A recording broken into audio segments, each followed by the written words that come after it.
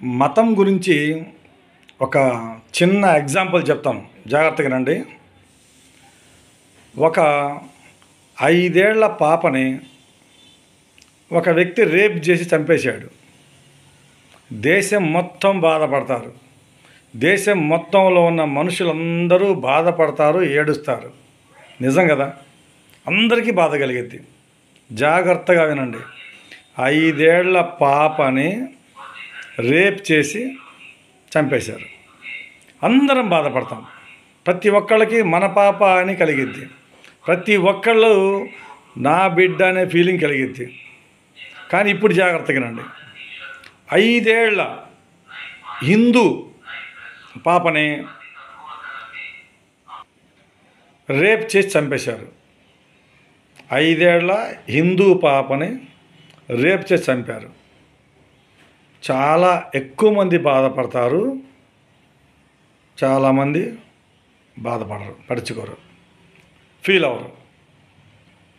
ఇక రెండోది, 5 సంవత్సరాల ముస్లిం పాపని రేప్ చేసి చంపేశారు. చాలా తక్కువ మంది బాధపడతారు, చాలా ఎక్కువ మంది మామూలుగా ఉంటారు. 5 ఏళ్ల క్రిస్టియన్ పాపని రేప్ చేసి చంపారు. అంతకన్నా తక్కువ మంది బాధపడతారు. బాధపడే వాళ్ళ సంఖ్య తగ్గిపోతూ ఉంది. 5 ఏళ్ల గిరిజన పాపని రేప్ చేసి చంపేశారు, పేద పాపని. చాలా తక్కువ మంది బాధపడతారు, చాలా తక్కువ మంది. అర్థమవుతుందా? 5 ఏళ్ల పాప వేరు, 5 ఏళ్ల హిందూ పాప వేరు, 5 ఏళ్ల ముస్లిం పాప వేరు, 5 ఏళ్ల క్రిస్టియన్ పాప వేరు, 5 సంవత్సరాల గిరిజన పాప వేరు. ఈ దేశాన్ని, ఈ మనుషుల్ని ఎప్పుడో మతపరంగా, కులపరంగా, ఆర్థిక పరంగా విడదీసేశారు పాలకులు. అందుకే ఇక్కడ ఎక్కడ మనుషులు చనిపోవటం లేదో, మతాలు చచ్చిపోతున్నాయి. ఒక మతం వాళ్ళు ఇంకో మతం వాళ్ళని చంపుతున్నారు. కాశ్మీర్లో టూరిస్టులు చనిపోయారంటే ప్రపంచం మొత్తం స్పందించింది. కాశ్మీర్లో హిందువులు చనిపోయారంటే భారతదేశంలో ఉన్న హిందువులు మాత్రమే బాధపడాలి, మిగిలిన వాళ్ళు ఈజీగా తీసుకోవాలి. తప్పెవరిది? వాళ్ళని హిందువులుగా చూపించిన తప్పెవరిది? అలాగా ప్రచారం చేస్తున్న వాళ్ళు తప్పెవరిది? మనుషులు తెచ్చారండి, మనుషులను చంపారు, టూరిస్టులను చంపారు. అర్థం కావట్లా. హిందువులను చంపారని ప్రచారం చేస్తున్నారు. మనుషులు చచ్చిపోయారండి, మనుషులు.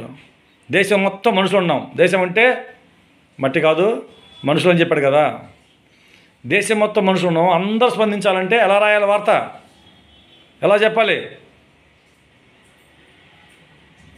డాక్టర్ బిఆర్ అంబేద్కర్ రాజ్యాంగం రాస్తే దేశం మొత్తం ఆ రాజ్యాంగం ఫాలో అవుతుంటే మావాడు వీళ్ళు ఓన్ చేసుకోబట్టి ఆయన తగ్గిపోయింది, ఇమేజ్ తగ్గిపోయింది. వీళ్ళు మావాడిని ఓన్ చేసుకుంటూనే కులం లేదంటారు. వాళ్ళు అతన్ని ఒక వర్గానికి అంటగట్టారు.